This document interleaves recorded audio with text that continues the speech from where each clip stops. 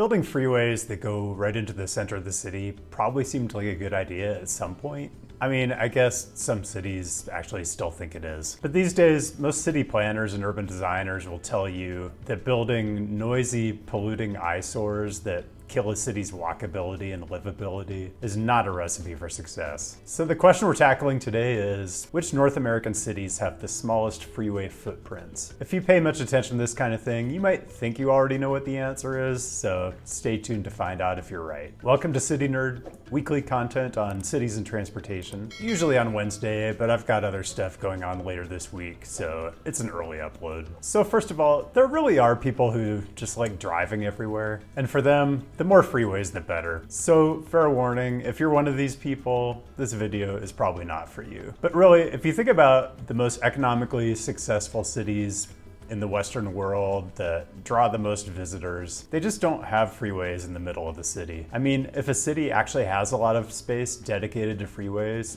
the message that really sends is that the city itself is less valuable than the time it takes to drive through it. And for the most part, the way cities in North America built their freeway systems really does send that message. But some cities have done a surprisingly good job of keeping freeway building in check. So today I'm giving you the top 10 cities with the smallest freeway footprints. So, as happens every time, evaluating this just wasn't as straightforward as I hoped. First of all, a super easy way to do this would have been to go to fhwa.gov and download table HM72, which lists every urbanized area in the US with its population and area and linear miles of freeway and lane miles of freeway, and a bunch of other attributes that you can just put into Excel or a Google Sheet and do your own calculations. But I really wanted to do all of North America, and I really wasn't interested in looking at metropolitan regions. I was really interested in cities. I mean, this is City Nerd, not Suburb Nerd. So I'm looking at cities proper only, and I really just want major cities, so metro area populations of 2 million or more, which is, I don't know, a bit of an arbitrary cutoff, but I'm just not that interested in the freeway situation in like Bakersfield or Wichita. And also, I'm gonna look at just straight freeway miles, not lane miles. Partly because it kind of just makes my job easier, but also because, you know, to me a 6-lane freeway is not twice as bad as a 3-lane freeway. Once you've built a freeway, the damage is kind of already done in terms of connectivity and the urban fabric. So the way I'm measuring this is to look at a city's freeway miles per capita, but also the proportion of freeway miles to the land area of the city. Because there are downsides to both ways of measuring. If I just looked at per capita, it would make really dense cities look okay, even if they had tons of freeways inside the city limits, which I don't like. But if I look at per acre only, it's gonna make physically large, more sparsely populated cities like Phoenix and Houston look like urbanist paradises. That doesn't work either, so I'm gonna kind of blend the two measures together. So before we get into the top 10, let's get oriented to what we're talking about by taking an early look at a dishonorable mention. This is San Antonio, Texas, which comes in second to last on our list. So first of all, you've got this inner ring where interstates 10, 35, and 37 kind of come together and cordon off downtown. This is something you see a lot in US cities, even supposed urbanist paradises like Portland, Oregon. And then you've got 8 or 9 freeways radiating out to a second ring, I-410, and then maybe like 10 freeways radiating out to yet another ring, Highway 1604. You need 4 digits at this point, I guess. Anyway, I'm not gonna over-editorialize about how the design of the freeway system is reflected in the city's land use or their VMT per capita or their walk score, but suffice to say, when your NBA arena looks like this, it's not good. Okay, enough of Texas. I'm trying to keep things positive in this video, so let's get into it. Number 10 is San Francisco. So you have 101 coming over the Golden Gate Bridge, which morphs into an arterial street, Van Ness. And then you have I-80 coming over the Bay Bridge. 101 and 80 join up to go south down the peninsula. And then you have 280, which goes from Soma to the west side of the peninsula. And that's really it. It's a small, dense city, so it's actually on the top 5 on this list when it comes to freeway miles per capita. 9 is Seattle. It's possible that Seattle is actually helped by the fact that it's a long isthmus between Puget Sound and Lake Washington. I mean, where are you gonna put radial freeways on like floating bridges over the lake. Oh yeah, they actually did that. But still, you don't have a lot going on here north-south besides I-5, except for parts of Highway 99. And then you have 520 and 90, which go across the lake, and a bit of the West Seattle Freeway. And I'm sure Seattleites will disagree, but this is really not too bad for a city this size. 8 is Chicago, which I find really impressive, because for the most part, cities in the Midwest just do really poorly on this list. But Chicago avoids the usual pitfalls. They have 6 freeways radiating out of downtown, which, I don't know, Chicago is a really big city. So it's all relative in the US, but that's not very many. And I mean, they do have a ring road downtown, but in this case it's elevated and it just has trains on it. Philadelphia comes in at number 7. You've got a couple big interstates running the length of the city, 76 and 95. And you've got 676 running right through the middle of downtown, which is kind of unfortunate. But honestly, the bar is kind of low to get on this list, and Philadelphia does enough relative to its size and population. At number 6,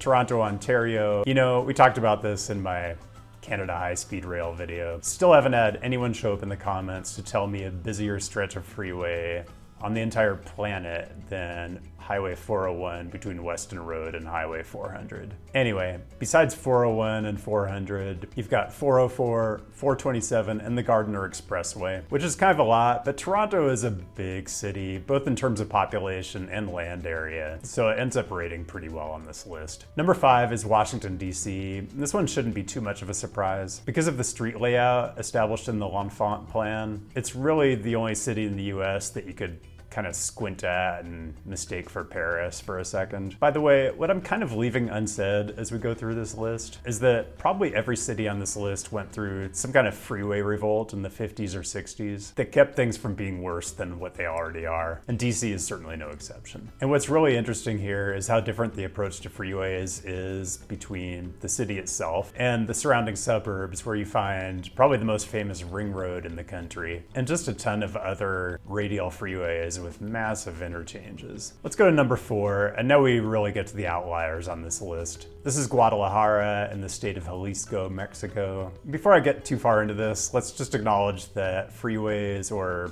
autopistas in Mexico, are not quite the same as the US and Canada, and they can be a little harder to identify in Google aerials. I mean, with Guadalajara, we can look and see that there isn't much here even before we dive in. And then if we go look at, say, Highway 23 in the southern part of the city, yeah, that's a freeway. But if we look at the Manuel Gomez Marin Ring Road in the northern part of the city, it's a mixed bag. Some parts of it look like a freeway, others are more like an arterial with signals and crosswalks and sidewalks and driveways, none of which a freeway would have. So I had to take a kind of granular approach to counting up freeway miles here, which ended up not actually being that much work because I only came up with about 11 freeway miles in Guadalajara, which is great relative to the city's size and population.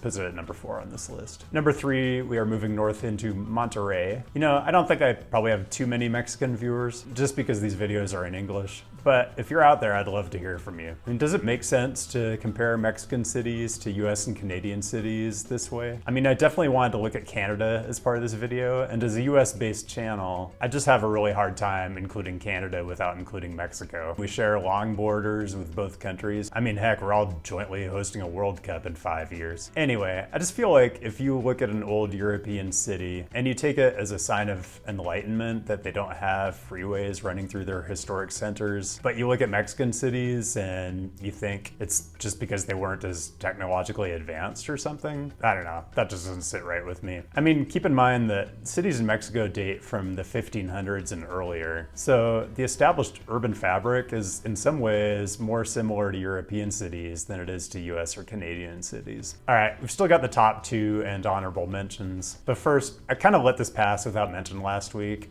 just because I'm kind of oblivious. But I did recently hit 1,000 subscribers, which happened faster than I was expecting. And honestly, I'm super pleasantly surprised that there are actually 1,000 people out there who are interested in the same kind of nerdy city crap that I'm interested in. It's pretty cool. So thanks to all of you.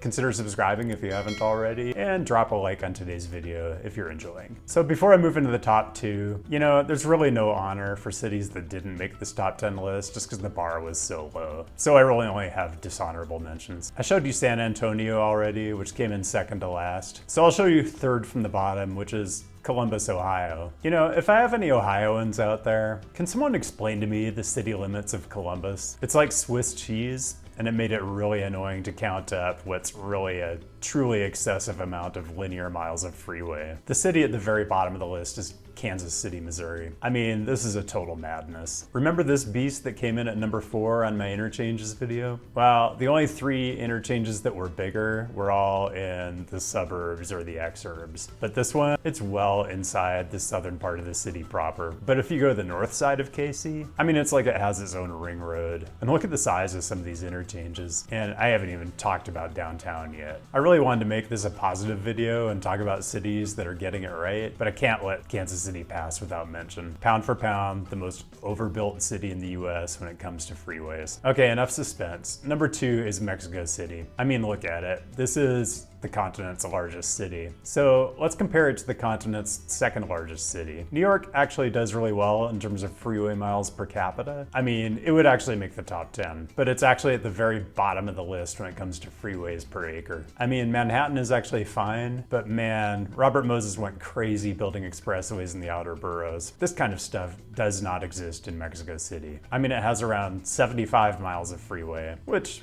it's kind of a lot, but it's less than a third of what you've got in New York City. It serves more people and it serves a much bigger area. And that brings us to number 1. And I kind of go into researching these lists hoping to be surprised and delighted by lots of counterintuitive findings. But sometimes the right answer is the obvious answer. And in this case, it's Vancouver, British Columbia. I mentioned this in my transit to airports video, but Vancouver is unique in that there's no freeway connection that gets you from the airport into the city. You get dumped onto an arterial, Granville Street, instead. Now, I'm not gonna tell you Vancouver has no freeways. You do get a small segment of the Trans-Canada Highway that intrudes at the eastern edge of the city. And then you've got this approach to the Lionsgate Bridge that runs through Stanley Park, which you could argue it's not really a freeway, but you could actually include it in your tabulation, and Vancouver would still come out on the top of this list. And look, I'd kind of like to dive into the story of why Vancouver doesn't have freeways, but